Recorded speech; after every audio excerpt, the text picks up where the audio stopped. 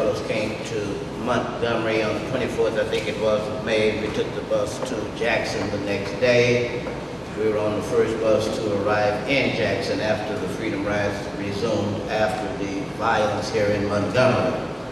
I would like to make a few points. First, I would like to point out that in some books about this era, two authors in particular have erroneously stated that Martin Luther King did not want to get on the bus that night before we went to Jackson and the Harris's house. I can remember I was on the second floor of the Harris's house sitting next to Martin. Playing pool with me.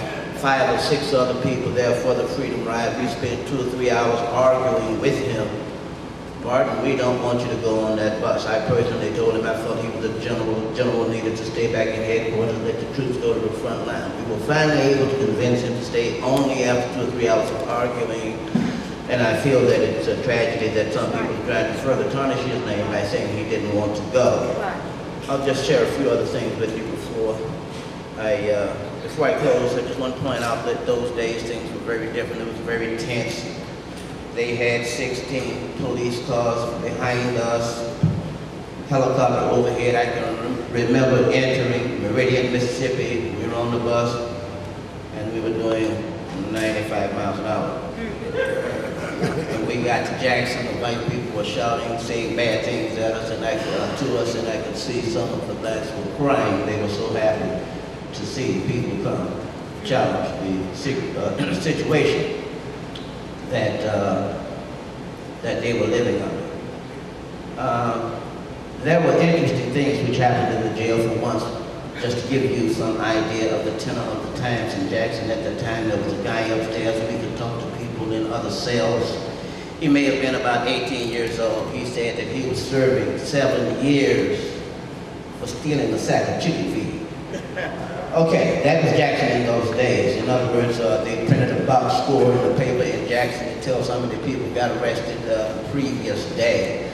There were 2 white boys riding the south on bicycles to see what it was like in that era. The jail authorities let them come and talk with us. They spent hours talking with us, arguing that there can't be justice without retribution. They wanted to make sure that even though we may get integration, we were not concerned with retribution or anything that might smack of reparations.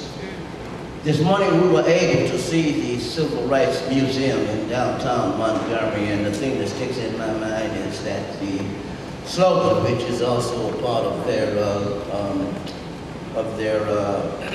front piece on their leaflet, is "The March Continues." And I was just so heartened to hear Attorney Gray talk about the fact that the struggle is not over. There are things today which point to tomorrow.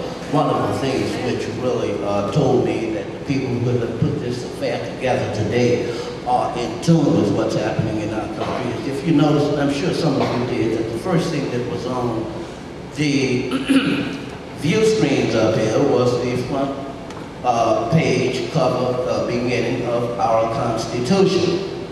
I'd just like to point out that in the 60s, there were a minority of Americans who were gaining freedom. In today's climate in this country, all Americans are losing freedom due to the war on terror. I say this to say that we need to be aware of how much our Constitution is becoming a purely historical document, and that we need to take responsibility on ourselves to see to it that those levers which are available to us to affect the future of this country are something that we take full advantage of. We've got the opportunity to elect a possibly more liberal candidate in terms of the Democrat, but it seems that there'll be a lot of people who are going to be looking to McCain for various reasons. We shouldn't forget that many elections in this country are decided by the black vote. We are being childish, number 2, if we don't do everything we can to see to it that we get as many people registered and not only registered, but out there to vote on that day when it comes.